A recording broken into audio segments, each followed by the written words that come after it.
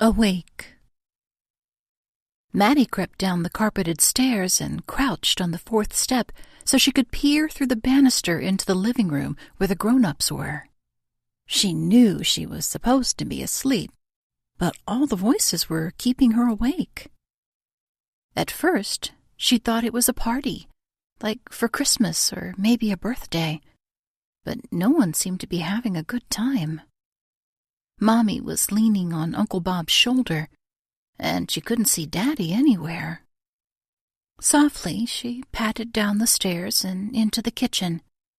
Aunt Ellen was there, rearranging a bunch of casserole dishes in the refrigerator. It must be some kind of dumb grown-up party where everyone brought tuna casserole instead of presents and then stood around looking sad. If only Daddy were here, he'd tell a joke to make them all laugh, and they'd stop looking like their faces were frozen in place. Aunt Ellen's broad rump swung around as she reached for the Tupperware dish of fruit salad on the counter. Maddie ducked back out into the hall to avoid being scolded for wandering around the house barefoot in her nightgown. Maddie liked going barefoot, but Aunt Ellen always insisted that bare feet led to head colds. Daddy's coat wasn't hanging in the front hallway. Maybe he wasn't home yet. Maybe this was a surprise party for him. Lightning flashed outside, and rain drummed against the windows. Maybe the rain was making Daddy late. With a sigh, Maddie sat back down on the bottom step to wait.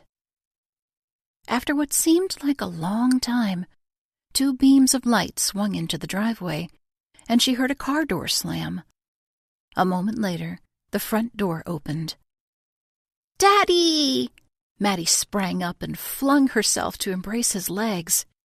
He froze in place, then swayed as if he'd had the wind knocked out of him. See? He was playing games already. She hadn't really hit him that hard. "John?" Mommy's voice spiked through the din of conversation. It sounded alarmed, the way it had when Maddie had chased her ball out into the street without looking first. Everyone turned toward the door. "John? What's wrong? Are you all right?" Daddy hung up his rain-drenched hat and tossed his coat on a hook. His eyes looked kind of red, and he swallowed hard before he managed to speak. Yes, I'm fine. It was just... I almost expected to see her when I came in. That's all." Mommy hugged him tight. "I know. I feel exactly the same way. Did you get all the arrangements made?" "Yes. Everything's set. The music, the service, pink carnations." He choked up and couldn't say any more, but Mommy nodded. "Yes," she said. "Those were always Maddie's favorite."